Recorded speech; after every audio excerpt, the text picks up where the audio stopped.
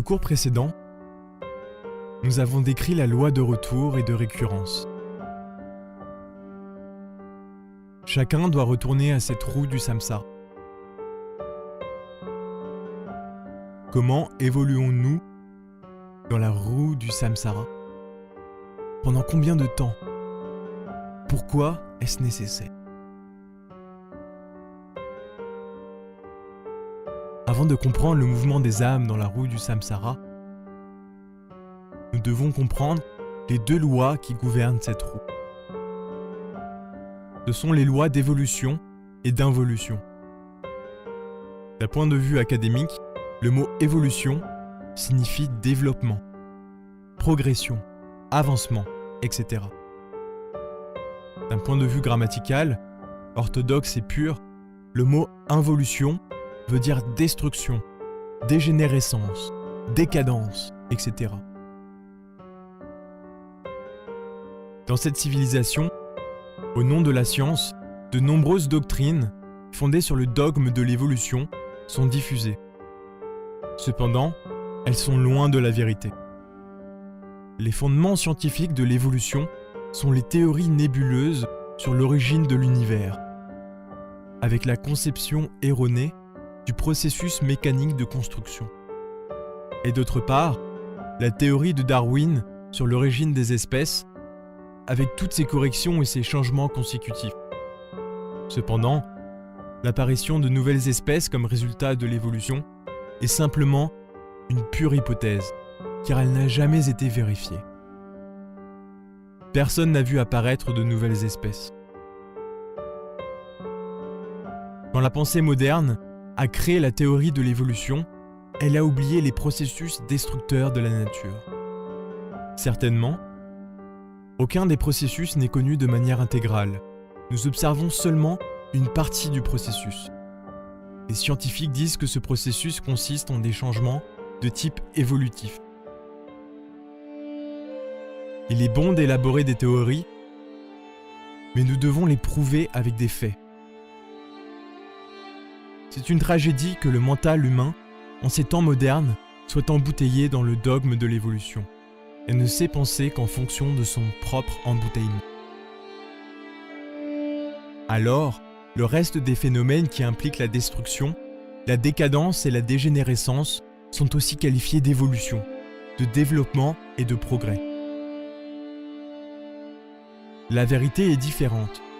À l'intérieur de tout processus évolutif, il existe un processus involutif.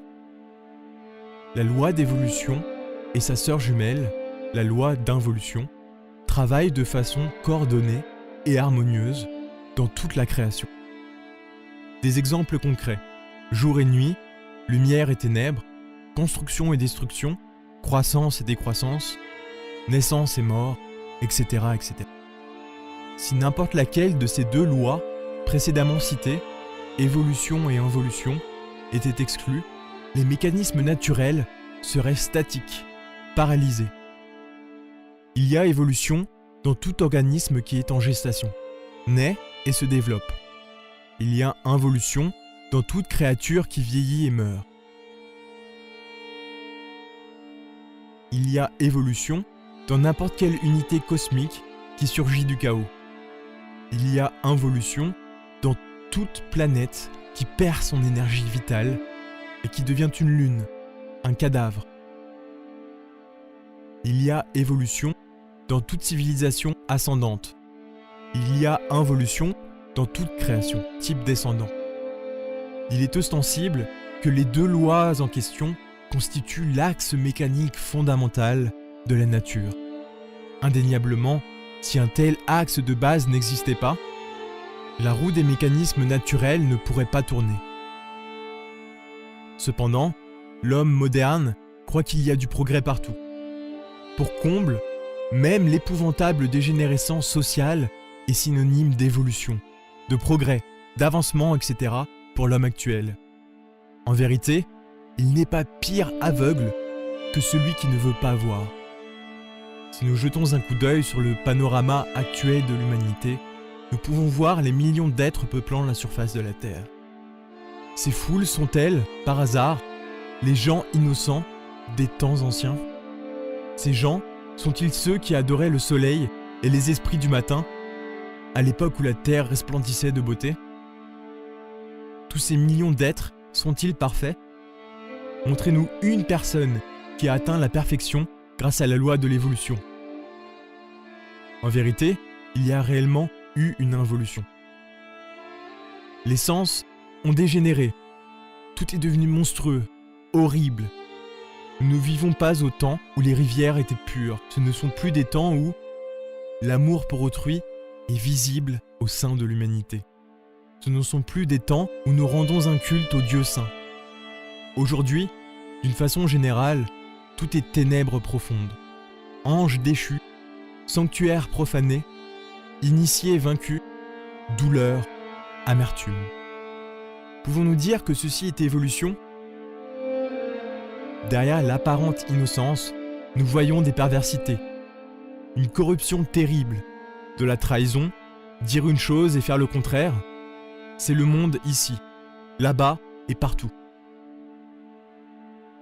Ainsi, le dogme de l'évolution mis en avant par la science moderne est réellement fatigant. Ils affirment que nous évoluons tous jusqu'à être des dieux. C'est un mensonge, parce que les faits démontrent le contraire. C'est une supercherie énorme pour l'humanité. Donc, les lois de l'évolution et de l'involution opèrent ensemble, dans la nature. Alors, serait-il vrai que les processus de la vie humaine et de la mort soient aussi gouvernés par ces lois?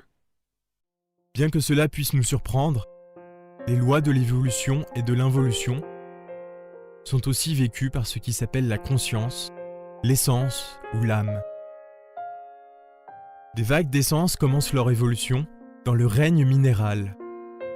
Elles la poursuivent dans le règne végétal, continuent vers le règne animal, et enfin, elles atteignent le niveau de l'humanoïde intellectuel. Des vagues de vie descendent ensuite vers le chemin de l'involution, en accord avec la loi de la chute, en revivant les processus d'animaux, végétaux et minéraux, jusqu'au centre de gravité terrestre.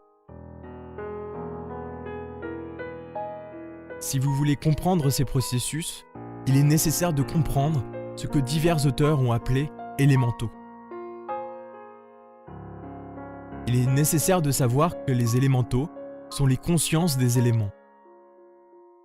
Les éléments du feu, de l'air, de l'eau, de la terre ne sont pas quelque chose de purement physique. Les élémentaux sont les principes conscients des éléments. Il y a différentes classes d'élémentaux dans la nature.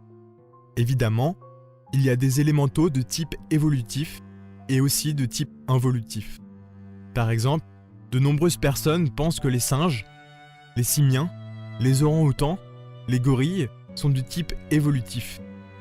Et certains supposent même que l'homme descend du singe. Mais un tel concept se révèle être faux quand nous observons les habitudes de ces espèces animales. Mettez un singe dans un laboratoire et observez ce qui se passe. Les diverses familles de simiens sont involutives. Elles descendent de l'humanoïde intellectuel. L'humanoïde ne vient pas du singe. En vérité, c'est le contraire. Les simiens sont des humanoïdes dégénérés en involution. Observons la famille des porcs. Au temps de Moïse, les Israélites qui mangeaient de cette viande étaient décapités. Il est évident que ce type d'élémentaux se trouve franchement en involution. Évidemment, vous pouvez être assez surpris de lire cela en plein XXe siècle. Les gens sont devenus si compliqués de nos jours. Le mental s'est tellement détourné des simples vérités de la nature qu'il lui est difficile, à présent, d'accepter de bon gré toutes ces choses. Ce type de connaissance est plutôt accepté par des gens purs et simples, par ceux qui n'ont pas tant de complications avec l'intellect. La vérité, c'est que les élémentaux sont tout autour de nous. Il vous suffit d'éveiller votre conscience pour les voir. Regardez les gnomes ou les pygmées parmi les roches. Ils ressemblent à de petits nains, avec leurs gros livres et leurs longues barbes blanches. Les élémentaux les plus avancés du règne minéral, évidemment, passent dans le règne végétal lorsqu'ils sont prêts. Chaque organisme végétal est le corps physique d'un élément végétal. Chaque arbre, chaque herbe, aussi insignifiante soit-elle, possède son propre élémental particulier. Les élémentaux végétaux sont pleinement libres d'entrer et de sortir de leur corps à volonté. On s'étonne quand on les rencontre dans la 4e dimension. Ces élémentaux des plantes ont une conscience, ils sont intelligents, ils sont très beaux. Plus tard, les élémentaux avancés du règne végétal pénètrent dans les différents départements du règne animal. Ces créatures, qui sont réparties en multiples familles ou espèces, ont aussi leur guide et leur temple dans le paradis terrestre, c'est-à-dire dans la 4e coordonnée, le monde éthérique. L'évolution dans le règne animal commence toujours par des organismes animaux simples. Mais comme ils évoluent, la vie se complique de plus en plus. Finalement, les élémentaux animaux peuvent prendre des corps organiques très complexes. Les créatures élémentales les plus avancées du règne animal entrent toujours dans le règne des humanoïdes intellectuels, le soi-disant règne des êtres humains. Ceci est la doctrine de la transmigration des âmes, qui avait été expliquée par le Seigneur Krishna dans la terre sacrée des Védas, environ 1000 ans avant le Christ. Cela signifie que chaque minéral, chaque plante et chaque animal a une âme, une vie en lui. Oui, Pythagore, dans le passé, réprimanda un disciple qui donnait un coup de pied à un chien qui hurlait, en lui disant « Ne frappe pas ce chien, parce que dans son cri plaintif, j'ai reconnu un ami qui est mort il y a quelque temps. » Nous devons donc traiter la vie autour de nous avec respect. Pourquoi est-ce organisé comme cela, ce mouvement des âmes, ou la transmigration des âmes, comme vous l'appelez? À chaque âme est assigné 108 existences dans un corps humain pour atteindre son autoréalisation intime, pour maîtriser sa vie, pour devenir parfait. Ceux qui n'atteignent pas leur autoréalisation pendant le nombre d'existences assignées descendent inévitablement dans le règne minéral submergé. Ils involuent inévitablement dans les entrailles de la terre. Dans sa divine comédie, Dante nous parle des 9 cercles dantesques. Et il a vu ces 9 cercles à l'intérieur de la terre. Là-bas, les âmes sont mises à l'épreuve, et si elles parviennent à passer par les 9 cercles, elles pénètrent indubitablement dans l'Éden, c'est-à-dire le paradis terrestre. Pour les soufis mahométans, l'enfer n'est pas non plus un lieu de châtiment, mais un lieu où la conscience est instruite et purifiée. Pour le gnosticisme universel, l'enfer n'est pas un lieu de peines éternelles et sans fin, mais un lieu d'expiation, où la conscience est purifiée et instruite.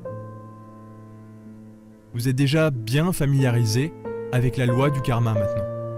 Maintenant, ces gens qui ne sont pas capables d'apprendre au cours de leurs 108 existences dans un corps humain ont besoin de plus de temps pour apprendre et maîtriser leurs erreurs. Dans ce but, elles reçoivent plus de temps pour comprendre leurs erreurs. Cela se produit quand elles descendent à travers les formes de vie animale, végétale et minérale, et à travers les 9 cercles de l'enfer, tels que décrits par Dante. Évidemment, il doit y avoir de la douleur dans les mondes infernaux, puisque la vie est terriblement dense à l'intérieur de la terre. Là-bas, on subit des souffrances indicibles. En tout cas, ceux qui pénètrent dans l'involution submergée du règne minéral doivent passer, tôt ou tard, par ce qu'on appelle, dans l'évangile christique, la seconde mort. Les âmes doivent-elles souffrir sans fin dans les enfers? Dans le gnosticisme universel, nous n'avons jamais pensé qu'un châtiment soit sans limite. Nous considérons que Dieu, qui est éternellement juste, ne pourrait faire payer à quelqu'un plus qu'il ne doit, puisque toute faute, aussi grave soit-elle, a un prix.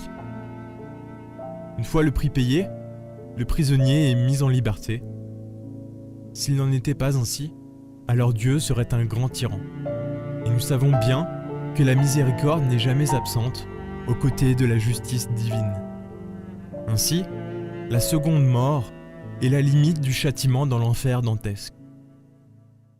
Cette explication des enfers a été donnée dans toutes les cultures. Est-elle universellement comprise dans toutes les cultures historiques?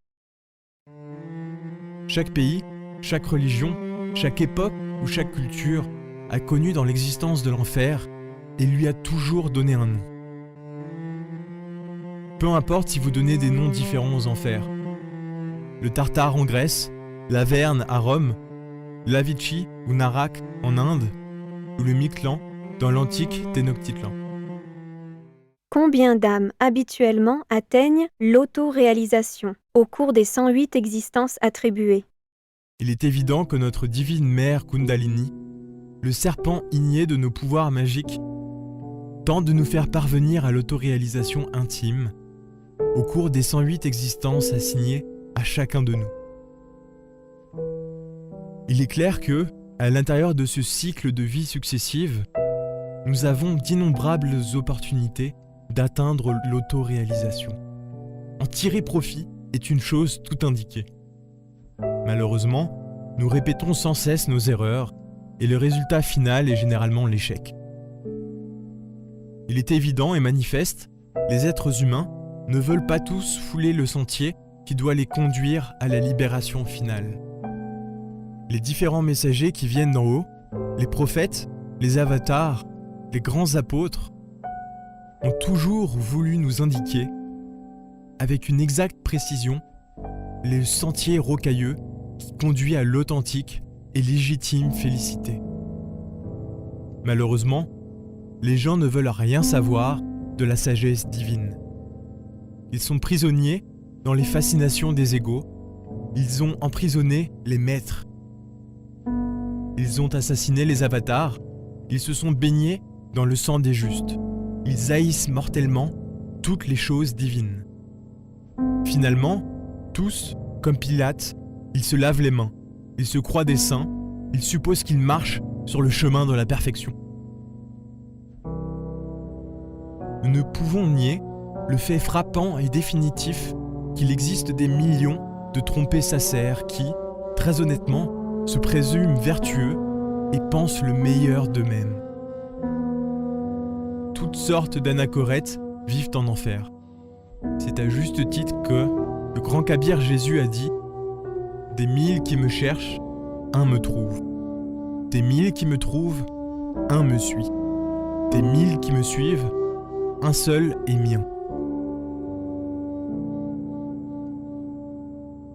La Bhagavad Gita dit textuellement ceci. Entre 1000 hommes, un peut être tenté d'atteindre la perfection. Parmi ceux qui le tentent, il est possible qu'un atteigne la perfection. Et parmi les parfaits, un, peut-être, me connaît parfaitement.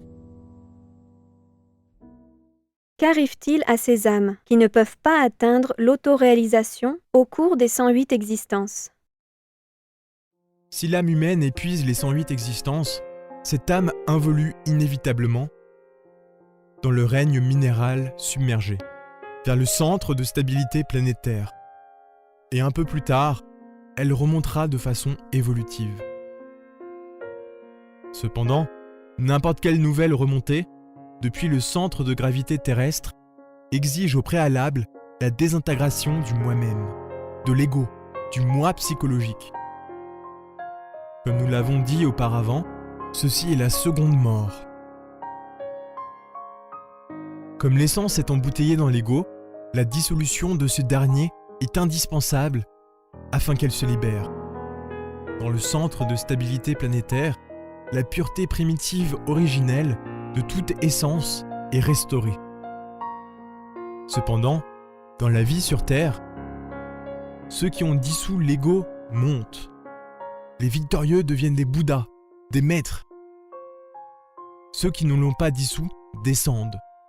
Ceux qui ont échoué se transforment, après la seconde mort, en élémentaux de la nature. Mais pourquoi avons-nous besoin d'un enfer pour que ce processus se produise? Pour détruire le moi-même, l'ego, il est nécessaire d'entrer dans les régions submergées de l'abîme. Évidemment, c'est seulement par la mort de l'ego qu'il est possible de libérer l'essence. Alors, l'essence ressurgit et sort à la surface de la planète, pour recevoir la lumière du soleil, pour recommencer un nouveau processus évolutif à l'intérieur de ces deux lois mécaniques de la nature. Il serait assez grave que l'ego n'ait pas de limite et continue éternellement à s'amplifier et à se développer. Le mal du monde serait sans limite. Il s'étendrait, victorieux, et il gouvernerait tout le cosmos. Heureusement, le grand architecte souverain de l'univers a mis une barrière au mal. Cette barrière, c'est l'enfer. Si vous voulez éviter de descendre dans l'enfer, vous devez atteindre l'autoréalisation intime de l'être. Pour cela, vous devez entrer sur le chemin de la révolution de la conscience. Cela implique de se séparer et de s'éloigner complètement des lois d'évolution et d'involution. La révolution de la conscience peut seulement se produire en vivant chaque jour les 3 facteurs de la révolution de la conscience qui ont été donnés clairement par notre Seigneur le Christ. Celui qui veut venir à ma suite, qu'il se renie lui-même, qu'il prenne sa croix et me suive. Marc 8, 34. Se renier soi-même signifie la dissolution du moi. Prendre sa croix, la mettre sur nos épaules, représente la naissance alchimique, le travail avec le Maituna. Nous parlerons de cet aspect dans de futurs cours.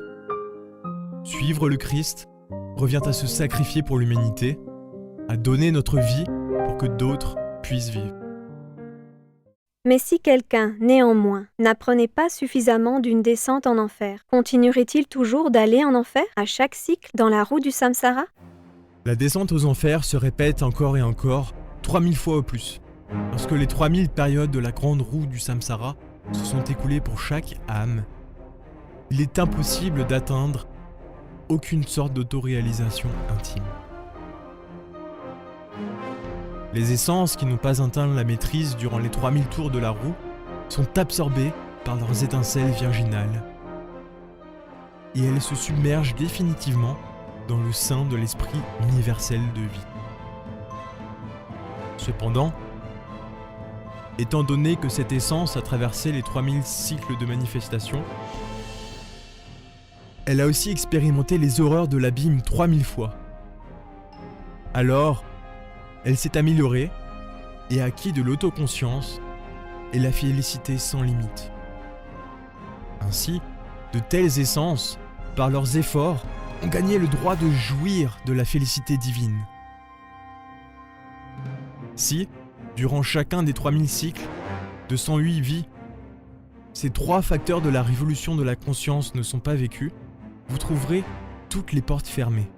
Il est évident que celles qui ont échoué n'ont pas atteint la maîtrise et en sont exclues à jamais. Ce sont seulement des étincelles du grand feu. Elles n'ont pas pu se convertir en flammes. Ces étincelles virginales voient les maîtres et les dieux de la même manière que les fourmis voient les humanoïdes. De quelle façon le dogme de l'illusion entrave la quête des âmes pour l'autoréalisation? Ceux qui croient qu'atteindre l'autoréalisation est une question de temps et laissent cela au processus de l'évolution, et évidemment ne font aucun effort pour cela, tombent dans une grave erreur. Ceux qui pensent ainsi repoussent leurs erreurs siècle après siècle, existence après existence, et la réalité c'est qu'à la fin, ils se perdent dans l'abîme.